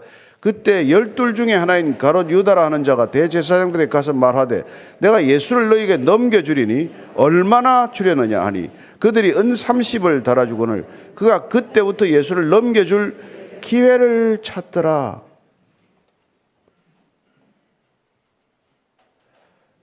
대제사장들은 지금 6월절에 예수님을 체포하는 걸 피하려고 했는데 와서 지금 넘겨주겠다고 제 발로 찾아온 거란 말이죠. 얼마나 이들이 반가웠겠어요. 그리고 그들에게 내가 예수를 넘겨줄 테니 너희가 얼마를 내게 주려느냐. 이 세상에서 가장 부끄러운 질문이라고 알려져 있어요. 예수를 넘겨줄 테니까 얼마를 내게 주려느냐. 은 30을 달아주었다고 되어 있어요. 왜 은 30일까요? 옛날 출애굽기에 보면은 소가 종을 들이받아가지고 배상을 할 때 배상 금액이 은 30이에요. 30세겔. 주인한테 배상하는 종 한 사람의 값이 30세겔이에요. 근데 30세겔이면 한 120데나리온 된다고 해요. 뭐 그러면 뭐 한 4개월 정도의 품삯인가요? 그 정도의 예수님을 넘겼다는 것입니다. 그러나 그것마저도 우리는 스가랴서가 성취되었다라고 해석을 해요. 스가랴서를 보면은 11장 12절 13절 같이 읽겠습니다. 시작. 내가 그들에게 이르되 너희가 좋게 여기거든 내 품삯을 내게 주고 그렇지 아니하거든 그만두라. 그들이 곧 은 30개를 달아서 내 품삯을 삼은지라. 여호와께서 내게 이르시되 그들이 나를 헤아린 바 그 삭을 토기장이에게 던지라 하시기로 내가 곧 그 은 30개를 여호와의 절에서 토기장이에게 던지고 이 스가랴서 말씀이 성취되는 것이다. 이렇게도 해석을 합니다. 30개를 받아 결국 가롯 유다는 몸에 자살하고 뭐 은 30개는 토기장에 바치 되지 않습니까? 성전에 다시 성전함에 던져 넣으니까 그걸 가지고 토기장이가 밭을 사서 행렬병자들의 묘지로 삼게 되죠. 어쨌건 오늘 이 가롯 유다가 뭐 좋게 해석하는 사람들은 그래요. 이렇게 함으로써 예수님을 촉발함으로써 그가 능력을 발휘하지 않을 수 없게 만들어서 그는 로마를 대적해서 그야말로 혁명적인 열기에 불을 지핀 행동이다. 뭐 이렇게도 해석하는 사람이 있지만 어쨌건 가롯 유다는 예수님을 곁에 두고도 예수님을 몰랐던 사람이다.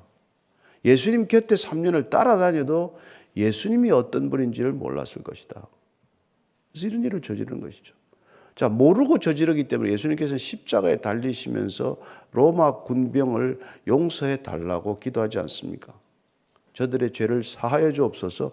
저들은 저들이 무엇을 하는지 알지 못합니다. 라고 말합니다. 그럼 만약에 안다면 어떨까요? 중국 선교와 인도 선교와 아프리카 선교를 했던 찰스 스터드, 캠브리지의 7사람 중에 하나죠. 찰스 스터드는 하얀 추장이라고 번역되어 있는데 원제는 No Sacrifice Too Great이라는 책이에요. 예수 그리스도가 만약 하나님이라면, 그리고 그분이 나를 위하여 죽은 것이 사실이라면 나의 어떤 희생도 크다고 말할 수 없다라고 말하는 분이에요.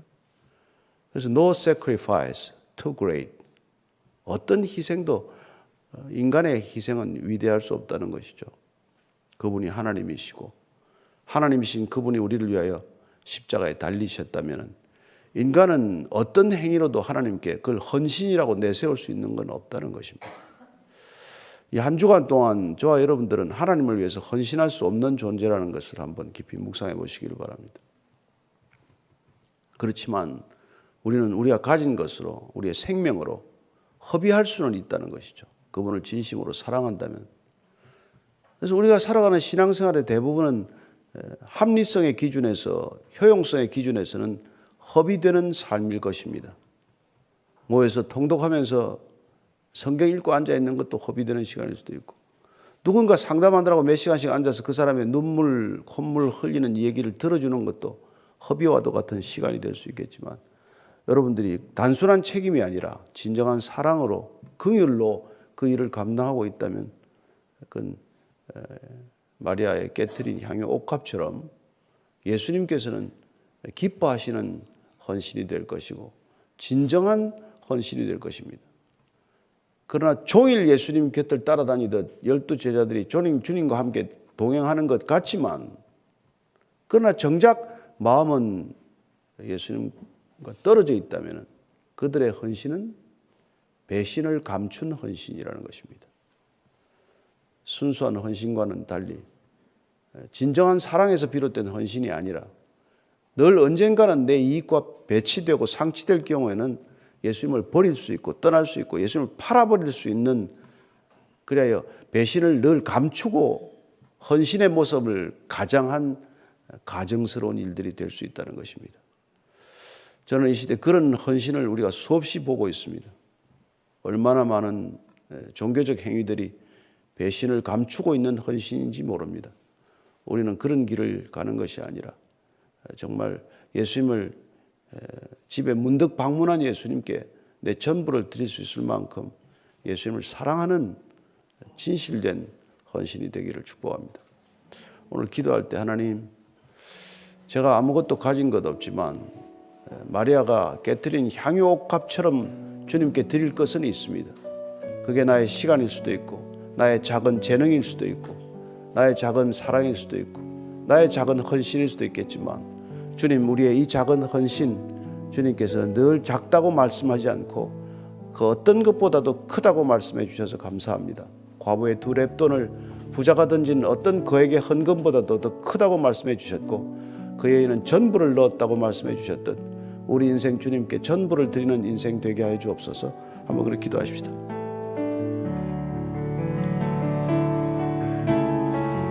하나님 아버지, 우리는 조금 헌신하고 얼마나 생색을 내는지 모릅니다. 그러나 마리아는 어쩌면 가보와도 같고 어쩌면 자기 인생 전부와도 같은 향유옥합을 깨뜨려서 주님의 장례를 준비하는 그런 놀라운 결정을 하게 됩니다. 하나님, 이것저것 다 제하고 내 할 일 다 하고 내 쓸 것 다 쓰고 그저 보험금 넣듯 주님께 내 이탁하는 그런 천박한 신앙 되지 않도록 우리를 정결케 하시고 믿음으로 날마다 거룩하게 하여 주옵소서. 하나님, 이 세상과는 구별된 삶을 살기 위해 이 길을 가면서도 세상과 전혀 구별되지 않는 행동들을 거침없이 하고 살아갑니다. 주님, 저희들의 마음을 다시 한번 깨뜨려서 향유옥합을 깨뜨리기 전에 우리의 마음을 먼저 깨뜨려 주시고 우리의 인생을 먼저 깨뜨려 주셔서 하나님 주님께서 쓰실 수 있는 합당한 인생이 되게 하여 주시옵소서. 하나님 아버지, 우리는 작은 헌신, 작은 희생을 하게 되면 얼마나 생색을 내는지 모릅니다. 주님께서는 그 모든 것 오른손이 한 일을 왼손이 모르게 하라고 하셨지만 우리는 그렇게 하기가 쉽지 않습니다. 그러나 주님, 우리가 마리아가 깨뜨린 향유옥합, 그 향유옥합을 깨뜨리기 전에 우리의 먼저 높아진 마음을 낮추시고 깨뜨려 주셔서 우리가 산산조각 나는 것을 내 눈앞에 보게 하시고 주님이 그 산산조각 나는 것을 만지셔서 우리 일생 동안 만들어도 만들 수 없는 아름다운 스테인드 글래스처럼 아름다운 인생이 되게 하여 주옵소서. 주님 손에 붙들리면은 우리가 생각할 수 없고 우리가 갈 수 없는 곳에 이를 줄로 믿습니다. 우리의 전부를 깨뜨려 주님 앞에 올려드리는 생애가 되게 하여 주옵소서.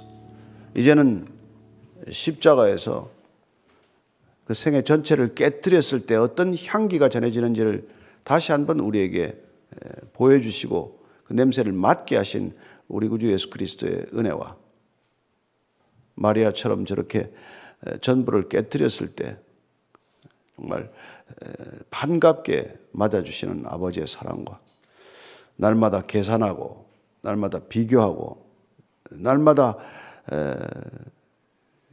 내 이익을 따라 결정하는 우리의 생각을 깨뜨려서 하나님을 사랑하는 기준으로 우리를 결정케 하시는 성령님의 기름 부으심이 오늘 단 하루만이라도 이 세상의 기준이 아니라 하나님을 사랑하고 예수님을 주라고 고백한 믿음의 기준으로 살기를 원하는 이 자리에 고개 숙인 모든 참된 성도들 위해 진정한 그리스도의 제자들 위해 지금부터 영원까지 함께 하시기를 간절히 축원하옵나이다. 아멘.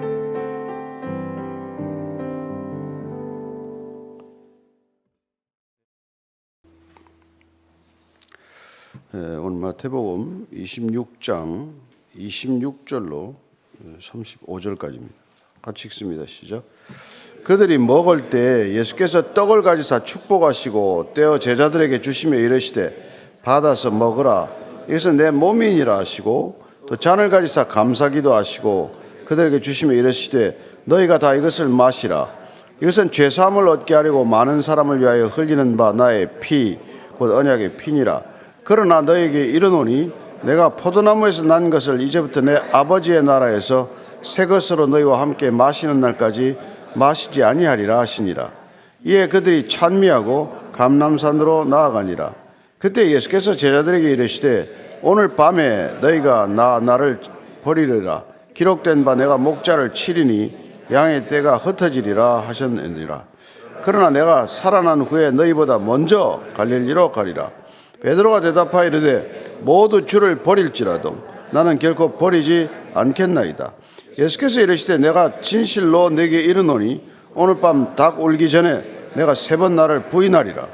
베드로가 이르되 내가 주와 함께 죽을지언정 주를 부인하지 않겠나이다 하고 모든 제자도 그와 같이 말하니라. 아멘. 이 예수님께서 나를 먹으라 나를 마시라고 말씀만 하신 것이 아니라 최후의 만찬 때 그 말씀을 다시 하시면서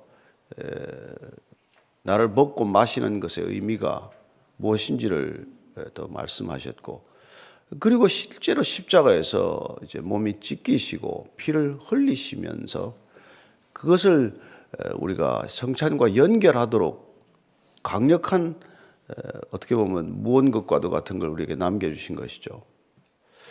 그래서 예수님을 우리가 묵상할 때 그분의 고난을 묵상할 때 이 성찬과 십자가의 죽음 또 성찬과 십자가의 부활은 이게 바로 연결되어 있다는 것을 잘 압니다. 우리가 뭐 코로나를 겪으면서 대면 예배가 어려워지고 또 함께 모이면서 성찬의 기회가 많이 줄었지만 그래서 우리가 공동체 예배를 통해서 또 통독반 예배나 소그룹 예배를 통해서 성찬을 이렇게 권장하고 있지만 성찬은 그냥 단순한 형식으로 가면 뭐 무슨 의미가 있겠어요. 그래서 나중에 초대교회도 그게 애찬의 의미로 많이 뭐 이렇게 뒤섞이게 됩니다만은 어쨌건 오늘 이 성찬의 의미를 우리가 요한복음 주일 말씀과 연결해서 같이 한번 보도록 하겠습니다. 26절부터 다시 읽습니다. 시작. 그들이 먹을 때 예수께서 떡을 가져서 축복하시고 떼어 제자들에게 주시며 이르시되 받아서 먹어라. 이것은 내 몸이니라 하시고 또 잔을 가지사 감사기도 하시고 그들에게 주시며 이르시되 너희가 다 이것을 마시라. 이것은 죄 사함을 얻게 하시려고 많은 사람을 위하여 흘리는 바 나의 피 곧 언약의 피니라.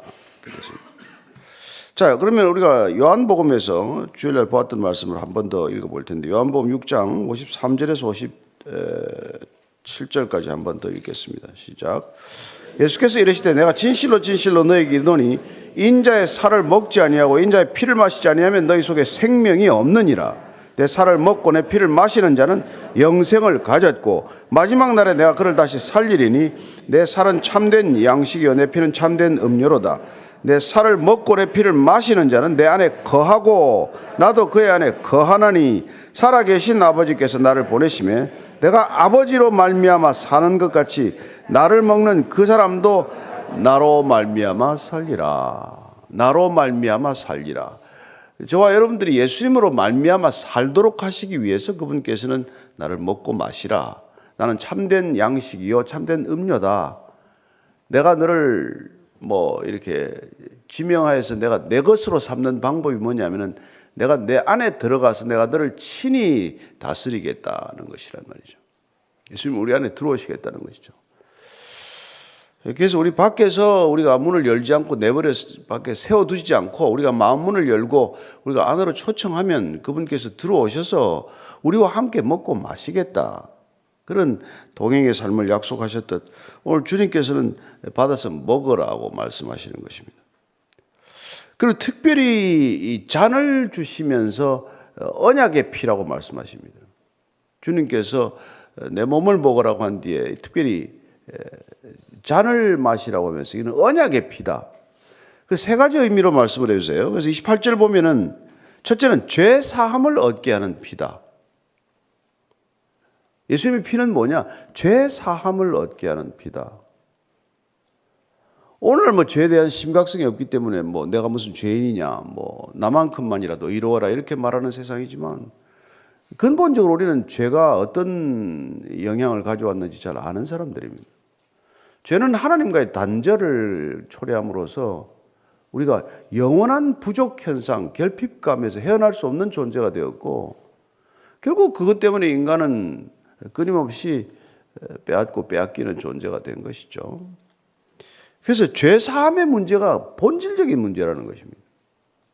중풍병 들리는 환자가 지붕을 뜯고 친구들이 들끝에 들려서 내렸을 때 주님께서는 야 어디 한번 보자, 환부를 한번 보자, 뭐 만져보자 그러지 않습니다.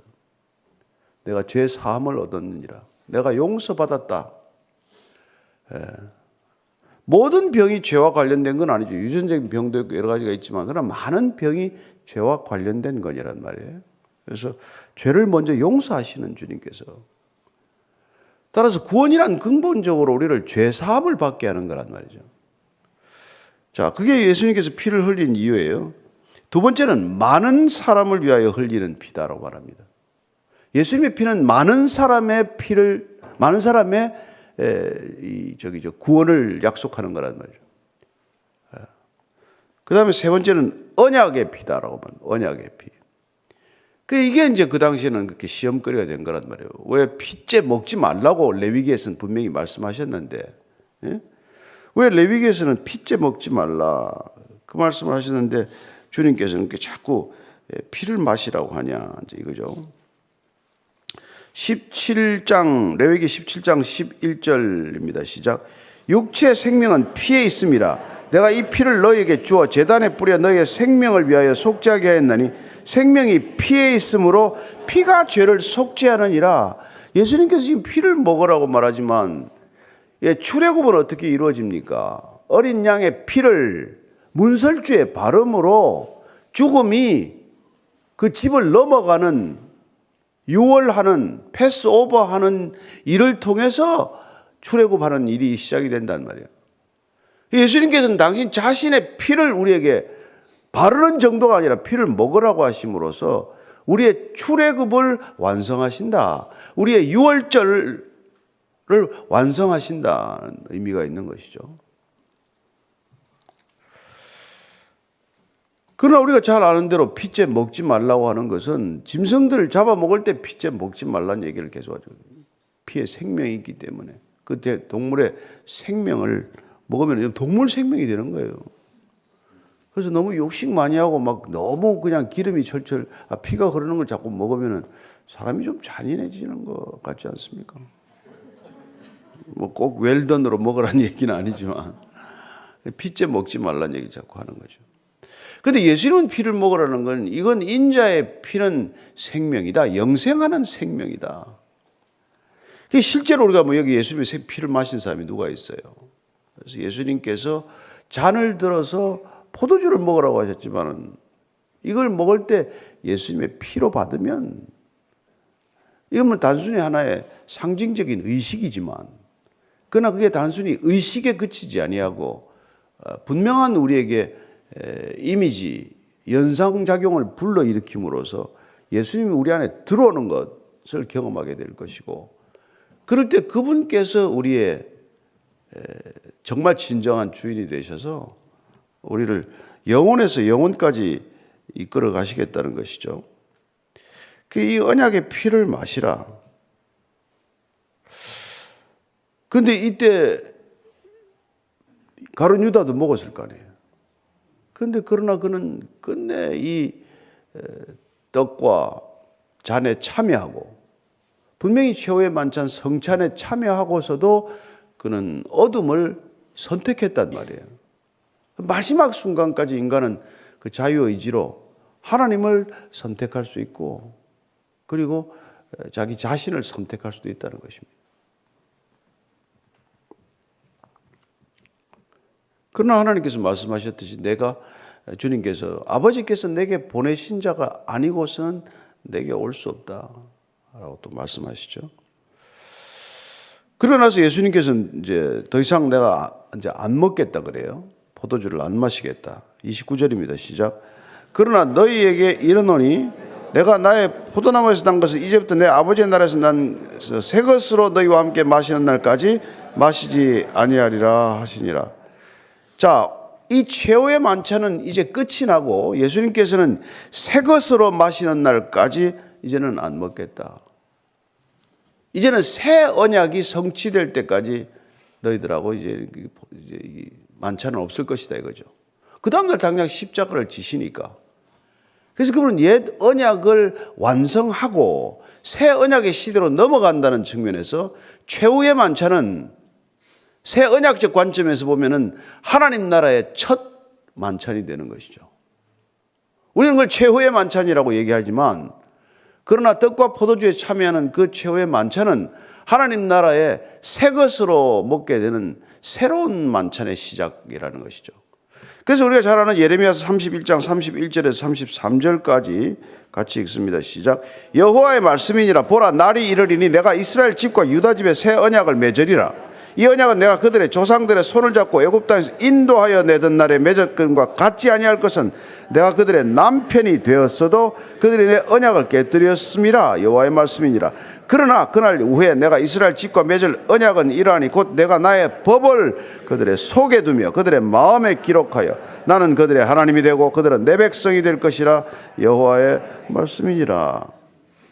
나의 법을 그들의 속에 두며 그들의 안에 두며 그들의 마음에 기록하여 마음판에 새기며 그래야 이제는 기억되는 그 말씀이 우리를 이끌어가는, 그래야 큰 자나 작은 자나 여호와를 알라, 내가 여호와를 가르쳐주마 하지 않아도 우리는 하나님과 직접 동행하는 사람이 될 것이라는 것입니다.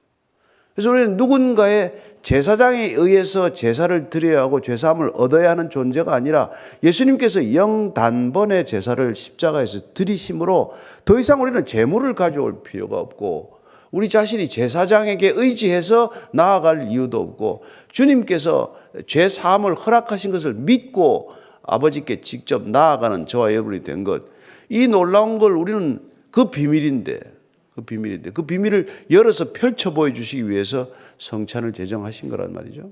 먹고 마시라.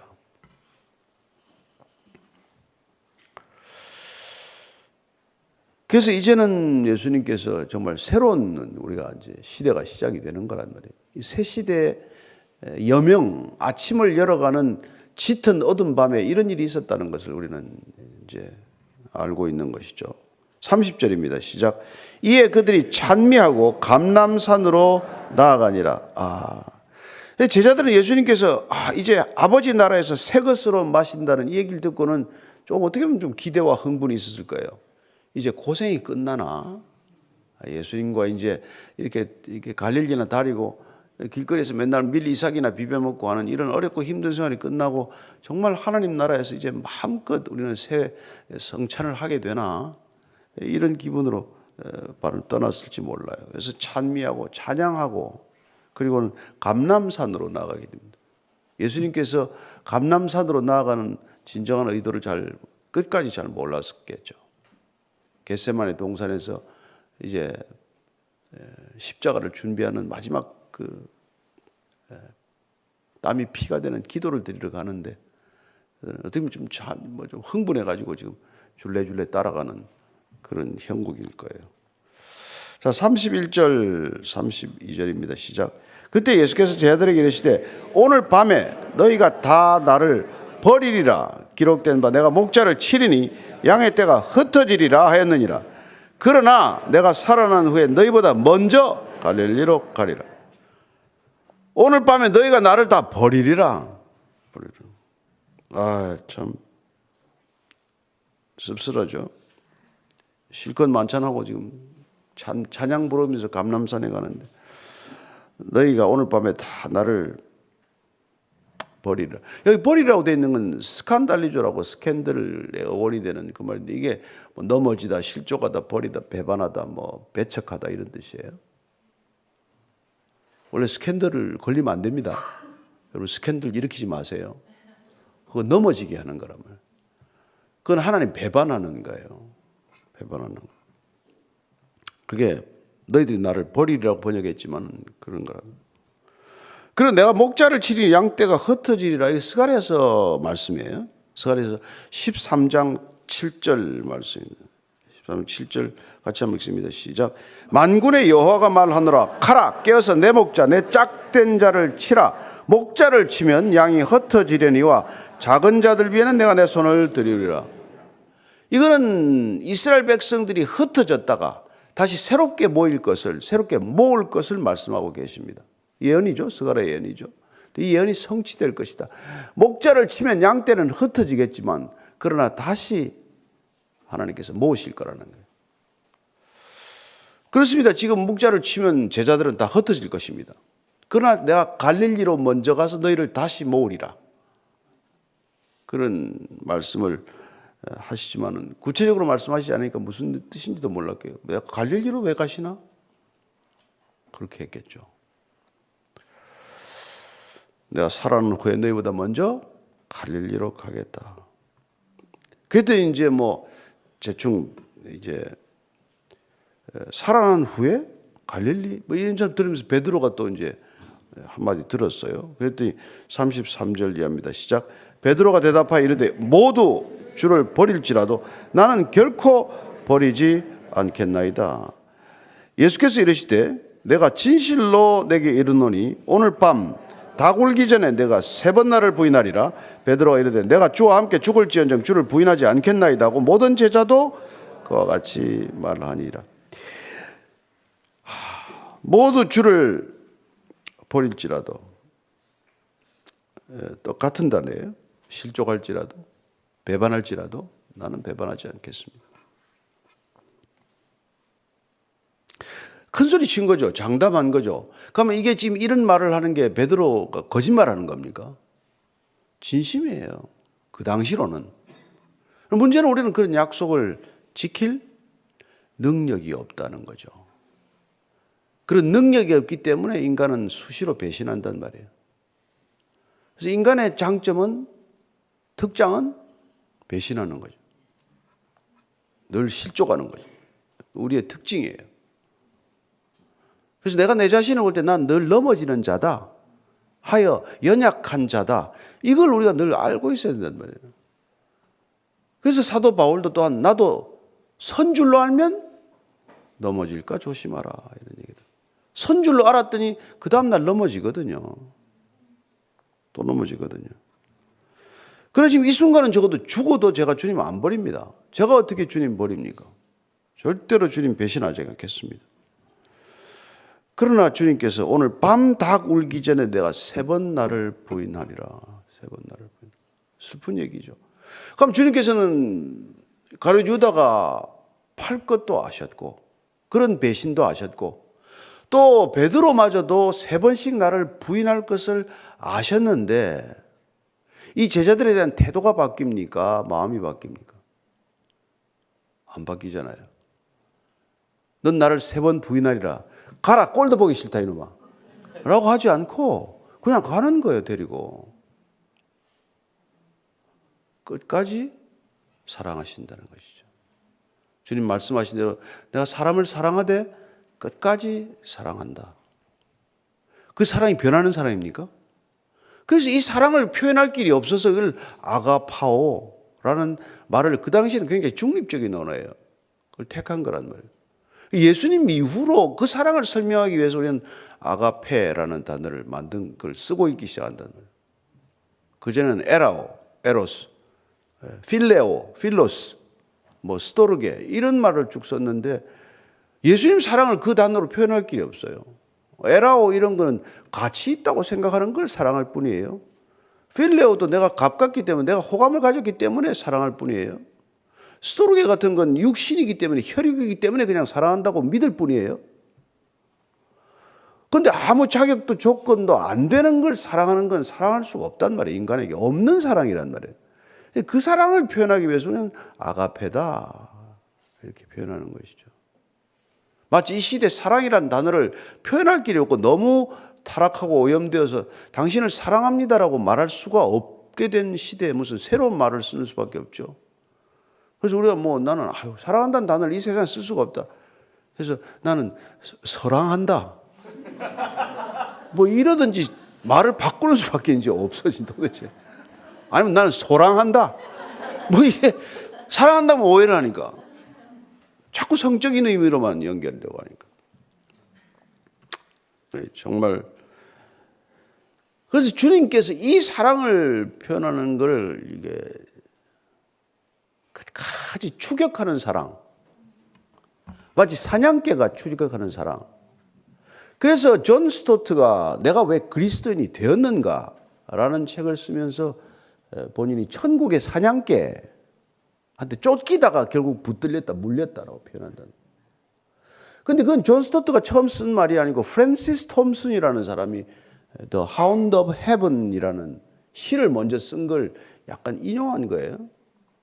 그 프랜시스 톰슨은 굉장히 넉넉한 집에 유복한 집인데 아버지가 옥스퍼드에서 제발 공부 좀 열심히 하라고 그렇게 부탁해도 공부를 안 하고 마약에 찌들고 그냥 그랬어요. 그래서 아버지 일지망이 의사인데 의사도 안 하고 신부하는데 신부도 안 하고 그리고 군인 되라는데 군인도 안 되고 그냥 슬럼에서 그냥 빈민가에서 그냥 찌들어 살게 됩니다.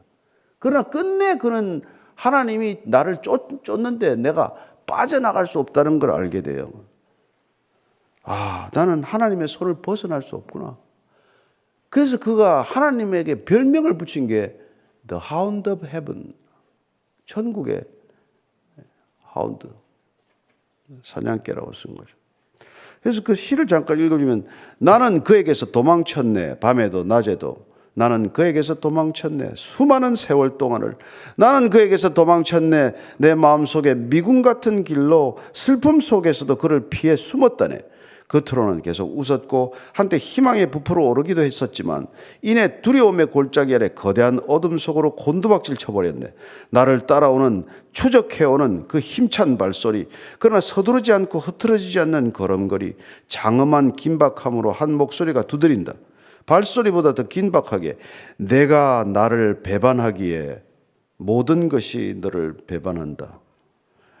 가여워라, 너는 알지 못하는도다. 나 아니면 오직 나 아니면 비천한 너를 누가 사랑해 주겠느냐. 내가 내게서 너의 모든 것을 가져가면 너를 해롭게 하려는 것이 아니라 다만 내가 그 모든 것을 내 품에서 찾게 하려 함이었다. 내가 어린아이 같은 생각으로 잃어버렸다 여긴 모든 것을 나는 내 집에 쌓아 두었노라. 일어나라. 내 손을 꼭 잡고 가자. 내 곁에서 멈추네 그 발자국 소리. 아, 어리석고 눈멀고 연약한 자여, 내가 바로 내가 찾는 자이니라. 이런 그 감동적인 시를 썼어요. 빈민굴에서 그렇게 마약에 찌들어 살다가 하나님의 뿌리칠 수 없는 손길, 아무리 떼려고 해야 뗄 수 없는 그 손길에 붙들려서 그는 예수님을 주라고 고백하게 된다 이 말이죠. 이런 우리 인생의 사안은 수도 없이 일어나요. 3번씩 부인하는 사람을 꼴을 보고 싶겠습니까? 저주하며 부인하는 제자를 다시 보고 싶겠어요? 그러나 그분은 끝내 베드로를 다시 3번씩 사랑한다고 회복시키는 것을 보지 않습니까? 추격하는 사랑, 하나님의 떼어버릴 수 없는 사랑. 사도 바울은 그걸 누가 우리 그리스도의 사랑에서 끊으리요? 환난이나 곤고나 핍박이나 기근이나 적심이나 위험이나 칼이랴 누가 우리를 그리스도의 사랑에서 끊겠느냐? 그 끊어질 수 없는 사랑을 그렇게 표현하죠. 시편 23편 다윗은 어떻게 표현합니까? 시편 23편 6절은 주의 인자심과 선하심이 정녕 나를 따르리니 내가 여호와의 집에 영원히 거하리로다. 따른다는 게 라다프라는 동사가 꼭 이 단어입니다. 추격하다, 성가시게 달라붙다, 도저히 떼어버릴래야 떼어버릴 수 없다라는 뜻이에요. 하나님의 사랑, 그분이 먼저 우리를 사랑하시되 떼어버릴 수 없는 사랑, 끝까지 추격하는 사랑, 우리가 어찌할 수 없는 그 사랑에 붙들린 거란 말이죠. 우리가 주님을 사랑하지 못합니다. 어느 자녀들이 부모를 사랑합니까? 돌아가시면 알죠. 돌아가신 거예요, 주님께서. 오늘 그 사랑이 베드로의 큰 장담. 그러니까 제자들도 다 베드로가 그렇게 하니까 나도요. 미투인 거예요. 그러나 다 배신하거든요. 인간한테 소망이 없음을 오늘 다시 한번 보게 됩니다. 그러나 우리는 하나님한테 소망이 있기 때문에 인간을 사랑할 수 있는 거예요. 그 사람 때문에 사랑하는 것이 아니라 하나님 때문에 사랑하는 저와 여러분이 되기를 축복합니다. 그럴 때는 그 사랑에 실망하지 않습니다. 그 사랑에 배신당해도 낙심하지 않습니다. 또 사랑하고 또 사랑하고 또 사랑하는 것이죠. 저는 그 사랑이 오늘도 우리를 강권하는 줄로 믿습니다. 오늘 기도할 때 하나님 감사합니다. 그렇게 사랑받은 자이기에 누군가를 그렇게 사랑할 수 있는 사랑하는 자 되게 하여 주옵소서. 한번 우리 같이 기도하십시다. 하나님 아버지, 우리는 아무 사랑받을 자격이 없습니다. 하는 짓을 보면 정말 버림받아도 할 말이 없습니다. 우리는 우리가 손에 쥐고 있는 것 이상 아무것도 관심이 없습니다. 그러나 때로는 주님께서 그것을 빼앗기도 하시고 어쩌면 빼앗아서 깨뜨려 버리기도 하십니다. 눈앞에서 산산조각이 나는 것을 보게 하십니다. 그러나 주님, 그것이 우리를 미워해서가 아니라 진실로 사랑해서 우리가 손에 쥐고 놓지 못하는 것들 다 거두어다가 주님 몰래 숨겨두었다가 주님 품 안에서 다시 찾으라고 하신다. 그렇게 톰슨은 얘기합니다. 주님 안에서 발견되게 하여 주옵소서. 세상 속에서 사람 눈에 발견되기 위하여 몸부림치지 않는 인생 되게 하시고 오직 주님께 발견되어지는, 아니 주님께서 끝까지 우리를 놓치지 않고 추격할 때 그 추격을 더 이상 뿌리치지 않는 우리의 순종이 되게 하여 주시옵소서. 주님, 어떻게 이렇게 모질고 독하게도 악한지 우리 자신을 스스로를 돌아봐도 끔찍하기만 합니다. 악취는 말할 수도 없고 몰골은 흉해서 눈을 뜨고 볼 수도 없고 도저히 보고 싶지도 가까이 하고 싶지도 않지만 그러나 주님께서 그렇게 냄새나는 우리를 품어주셨고 그렇게 악취나는 우리를 향기롭게 하셨고 그렇게 사방이 피투성이가 된 우리를 싸매어 낫게 하셨사오니 주님 1만 달란트 용서받은 자가 100데나리온 따지듯 그렇게 살지 않게 하시고 우리도 누군가에게 주님의 마음으로 너그럽게 살아가는 인생이 되게 하여 주옵소서. 이제는 십자가에서 다 용서하신 우리 구주 예수 그리스도의 은혜와 그렇게 의의 옷으로 정결케 된 우리를 맞아주시는 아버지의 사랑과 날마다 누더기 같은 옷 빨아서 새 옷 되게 하시는 성령님의 기름 부으심이 오늘도 주님과 함께 가벼운 걸음으로 마치 봄꽃 떨어진 길 걸어가듯 그렇게 함께 걷기를 원하는 주님과 동행하는 이 자리에 고개 숙인 모든 주님의 친자녀들 믿음의 형제 자매들 위해 지금부터 영원까지 함께 하시기를 간절히 축원하옵나이다. 아멘.